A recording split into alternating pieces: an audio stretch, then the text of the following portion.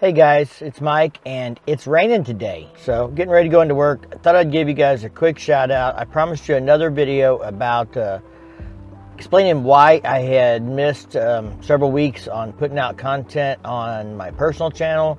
I'm even almost 3-4 weeks since I put a video out on New Bike Mike, which is my new channel that's been doing really well. But let me explain what happened. I made a mistake. I'm hoping I'm going to help someone else not make the same mistake. So. And I know some content creators do the same kind of thing I do. Full Throttle Hog mentioned in a video, his workflow works the same way, but I saved my content to a SSD portable drive and I work on it in different places. Sometimes at home, sometimes if I'm out, so Firecracker works at the Moose, and sometimes she has to go down there after hours and work for an hour or two. For those of you that don't know, Firecracker is my girlfriend. And I don't like her to be down there by herself late at night or early in the morning. We've had some break-ins there and things in the past. So when she's down there and it's not broad daylight or nobody else is going to be there, I like to go down there and hang out with her, make sure she's all right. And so I'll take my computer and my flash drive, my portable computer, and I'll work on editing or things there. And then sometimes I take it to work with me, and if I take my lunch break, instead of going out to eat somewhere, I might spend 30 minutes or an hour working on finishing up a video or editing a thumbnail, things like that. So those are reasons I save my content to a portable SSD drive. Recently, I lost a drive, a new drive. So every year I go, I've been doing this 3 years, but the last couple of years I've been going out and buying a new drive at the beginning of the year to put my content on. Because sometimes when I'm making a video, I'll reference another video or something else that happened, and I have footage of that from the previous video. So if I have that all in that drive, I can play a clip from that, things like that. So I try and keep quite a bit of content on there. So this year I went out and I bought a 4 terabyte drive. But I didn't buy an SSD because I wanted a bigger space. That costs more with an SSD. I thought it'd be fine with this non-traditional SSD. The drive's only a couple months old. It's new. I didn't worry about backups. There's my mistake. I didn't worry about backing up the content. I thought having a new drive, the chances were minimal that I'd have a failure. It failed. It failed in the sense that it doesn't see the data anymore and wants me to format the drive. I've tried all kinds of recovery things. Short of sending it off to somewhere else, there's not going to be getting any data back. I've tried professional data recovery tools. I do know a little bit about this because I work as an IT professional. I've done this for other people for money. I've charged people hundreds of dollars to recover important data off hard drives, and I have used every tool I've got, and I am not getting any data off that drive, which tells me it's got a physical issue. It's not just some file corruption or something like that. It's got a pretty serious issue. It comes up and it's recognized, but it can't write to it, can't read from it. It takes 10 or 15 minutes for Windows to say, hey, this drive needs formatted, because it has such a hard time, recognizing the drive and trying to read it. So it's a bad deal. But I lost several weeks worth of footage that can't be replaced. Some of it I can re-record, like a bike at a dealership or something like that. But our benefit that we did, I lost that. I lost some other stuff on there. I lost graphics that I created that I was going to use consistently in the future, things like that. So I got to recreate that work. But videos that I was in the middle of, I lost, and I've got to recreate those from scratch. So it put me a couple weeks behind. Writing in the Ozarks, my main channel, has not suffered too much. I was able to do other things on there.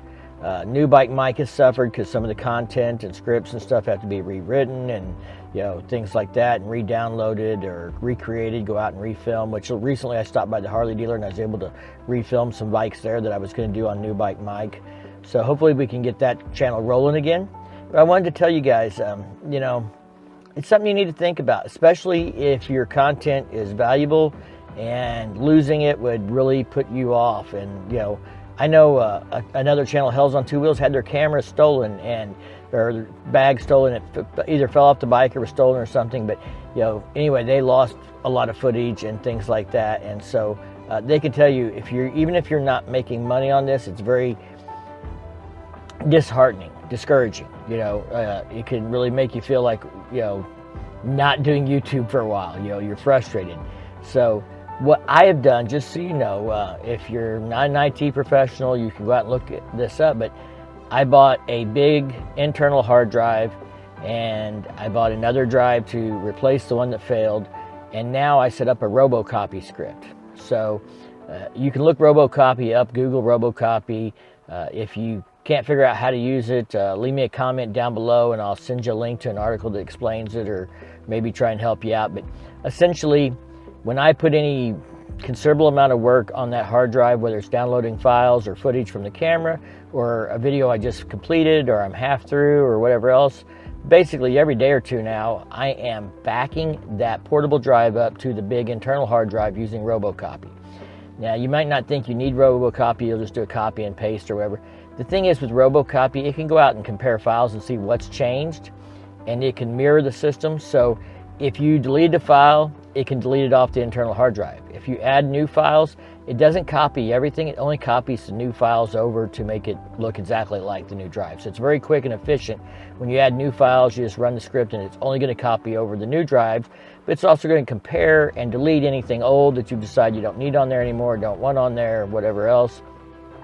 It works for me. I've used it in the IT world for 15 years, and I'm ashamed of myself. I didn't plan to use it for my own stuff, and it's cost me, and this is one of these opportunities where I've made the mistake, and I'm hoping I can help you learn from it. So if don't do these things, do a cloud backup, have some kind of backup, do something. If you're, just think about if you were to take that drive and throw it away and lose it, what would that do to you? So now you'll know how you feel if that were to happen. It's the same kind of thing. Data's irrecoverable. So anyway, by the way, I'm not buying any more Toshiba portable drives, not unless they're SSD. I don't know what caused the failure. If moving it somewhere along the way, something happened that jarred it and caused a mechanical issue to fail. But from now on, my portable drives will be SSD, and that's the way it's going to be. It costs me a little more, but not as much as this being down has cost me, at least mentally and maybe somewhat financially. It's definitely hurt my ability to grow New Bike Mike and put out content there. So anyway, I'm gonna get to work. It's time to go in. We'll show you guys some more of the rain, and if you like this video, give it a thumbs up. If you want to see more raw content like this where I just talk about YouTube or other things, consider subscribing to the channel. You guys stay safe, and we'll see you in the next one. Out.